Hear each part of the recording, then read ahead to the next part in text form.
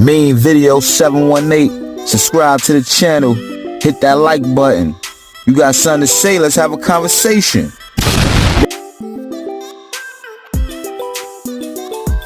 The ongoing trial has begun to intensify, unfolding as I had foreseen. It was inevitable that King Von would become entwined in this matter, especially with the mention of a supposed $100,000 bounty he allegedly placed on FBG Duck. I use allegedly because there's no definitive proof, but there was a point when it surfaced that Von might have been involved behind the scenes in Duck's demise by supposedly offering this substantial sum for his death. As you all know, O'Block is presently facing trial, and a recent update during these proceedings involves King Von's music. There's a deliberation on whether to consider it as potential evidence or merely entertainment. It's worth noting that Von's song predates Duck's tragic death in August 2020, with the music video being released in February of the same year.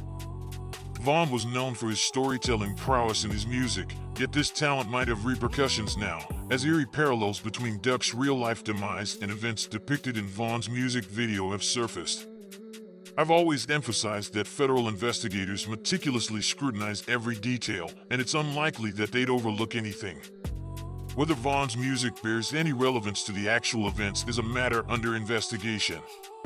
It's crucial to exercise extreme caution regarding what one expresses, especially when involved in street life, as it could eventually resurface and have serious consequences. The saying anything you say or do can be used against you in a court of law rings particularly true in the unfolding events. This situation serves as a stark reminder of the repercussions of one's actions and statements, as they can potentially come back to haunt them, as we are witnessing here. Before delving further into the details of the update in King Von's purported involvement through his music, I encourage those who haven't subscribed yet to do so. By subscribing and hitting the notification bell, you'll be promptly informed whenever there's an update on this matter. During the ongoing trial, the phase involves establishing the motive behind the members of O'Block being linked to Duck's assault and FBG Duck's unfortunate demise. This feud originates from a prolonged conflict between the two factions. Whether it's the GDs and BDS, prosecutors are using music lyrics and videos as evidence to support their argument. This evidence is detrimental because it's presented to a jury whose decision regarding guilt rests on their judgment. While some jury members might not be familiar with the individuals involved, the use of videos showing individuals throwing gang signs, rapping about violence, or brandishing firearms easily paints them as potentially dangerous. Consequently, this depiction may lead to the assumption that they orchestrated the attack, resulting in potential charges being levied against them. Hence, it's crucial to understand the weight of one's public expressions, as they can significantly impact legal proceedings. I sincerely hope that the younger individuals observing this situation are taking heed and understanding the importance of learning from it. This scenario should serve as a powerful lesson on what actions to avoid, as becoming the next person in a similar predicament isn't an impossibility. It's common to assume that such situations won't happen to oneself, but they can happen to anyone. Reflecting back to 2022, there was an attempt to introduce a law known as the RAP Act, standing for Restoring Artistic Protection. This legislation aimed to limit the use of an artist's creative expression against them in a court of law. This initiative gained attention primarily due to Young Thug in YSL's RICO, where his lyrics were utilized as evidence in a significant gang indictment. However, the hope of preventing the use of lyrics as evidence was swiftly dismissed when the judge recently approved their use in YSL's case. This precedent seemed to echo in the O'Block trial as well. I must interject with a personal viewpoint here. I don't believe that lyrics should always be held as accountable evidence in certain cases. This is because, in essence, much of what these artists express through their lyrics is merely entertainment. The majority of these individuals aren't engaged in even half of what they portray in their songs. The content being discussed here is quite serious, and it should serve as a wake-up call for those who casually express anything in their music for the sake of sounding impressive or cool. Yet, once again, it's crucial to realize that these expressions might come back to haunt them. I can understand the relevance of using someone's explicit confession in music as evidence in a crime. However, beyond that context, using lyrics as a basis for legal action seems illogical. However, in the ongoing trial, there's mention of the jury listening to FBG Duck's last song, titled Deadbeat Words, and the prosecution claims that this song fueled animosity among O Block members, allegedly motivating them to execute the attack due to disses aimed at deceased members. Conversely, a defense attorney named Brian Barnett intends to argue that drill rap, a genre that often portrays violence, is strictly for entertainment purposes. The link to King Von emerges in the trial when his song and music video, Took Her to the O, are compared to the events surrounding Duck's death. Von reportedly makes references to Duck and his brother Brick in the song while depicting a shooting incident resembling Duck in the video. A report from the Sometimes article indicates jurors on Tuesday watched King Von's video for Took Her to the O. This comparison between Von's art and the real-life events surrounding Duck's death adds complexity to the legal proceedings. The significance of King Von's involvement in this case becomes more apparent with references made in his song Took Her to the O. Prosecutors argue that the song contains veiled references to O Block, a housing complex known as the power base for gang factions. According to FBI agent Dominic Dixon, the song, released months before Duck's tragic death, allegedly foreshadowed the violent event.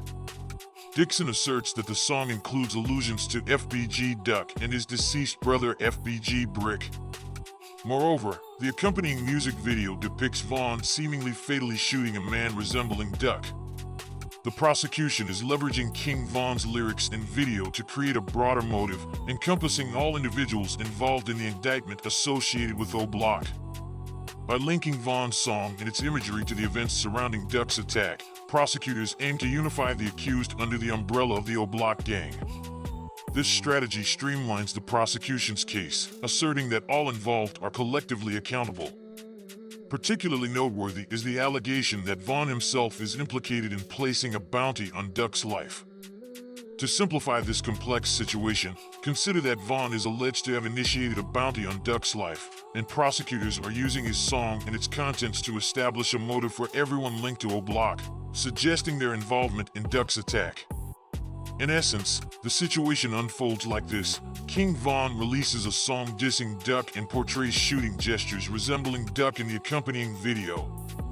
These actions, when coupled with the fact that the individuals involved are linked to Von and are suspected of Duck's murder, create a compelling correlation. The prosecutor's primary task is to persuade the jury that there was a motive for attacking Duck, bolstering the case alongside other evidence they possess. Moreover, King Von's involvement takes another significant turn, as a cooperating witness is set to testify. This witness reportedly claims that Kenny Mack personally disclosed his involvement in the shooting because Von allegedly ordered the hit on Duck. This intertwining of events illustrates a cyclical pattern, wherein each aspect appears interconnected. There's an additional angle suggesting that the cooperating witness might be related to Losama. This possibility arises due to reports mentioning the witness's gun charge and the claim that testifying against Kenny Mack was a way to mitigate legal consequences. These interwoven details demonstrate the complexity of the case, with connections established between King Von's actions, the suspects, and the witness testimony. It's a convoluted web where different elements appear to align, potentially strengthening the prosecution's case against those involved in Duck's tragic demise. There's speculation about the cooperating witness in the gun-related case possibly receiving a reduced sentence, although this information isn't confirmed. These rumors circulating in the streets hint at a potential motive behind the witness's testimony. This aligns with Mama Duck's previous assertion that everyone involved was divulging information, highlighting a reality that might have been overlooked by many. Prosecutors are taking multiple angles to solidify their case, including the use of King Von's actions and purchases. The prosecutors are also focusing on the O Block chains purchased by King Von for specific members, suggesting that these chains might have acted as rewards for individuals involved in the incident. They emphasize that Von spent $128,000 on these O Block chains from the Atlanta jewelry store, Icebox. Importantly, these chains were allegedly acquired after Duck's death, insinuating that they might have been symbolic tokens of honor or recognition. MuWop, a suspect in the case, was reportedly present when Von visited the jewelry store. Mutt claimed that Von referred to these pendants as trophies, implying their symbolic significance. These statements and the video from 2020 depicting Vaughn distributing stacks of cash are now being used as crucial pieces of evidence in the ongoing case. The prosecutors are weaving together various elements, attempting to build a comprehensive narrative that connects Vaughn's actions, the purchases made after Duck's death, and statements made by individuals involved, in order to present a compelling argument to the court. In the forthcoming trial, prosecutors are keen on using a video showing King Vaughn distributing money to O Block members in an apartment at Parkway Gardens. This footage is likely intended to illustrate Vaughn's frequent monetary gestures towards O Block affiliates. However, attorney Cynthia Giotti raised objections, expressing concerns that jurors might misinterpret the video and incorrectly associate it with Duck's death. She emphasized that the video had no direct relevance to the tragic incident. The meticulous approach of federal investigators in using every available piece of evidence is quite striking.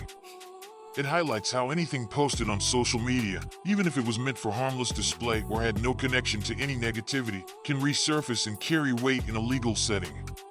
The perception created among jurors becomes pivotal in determining the outcome of the trial.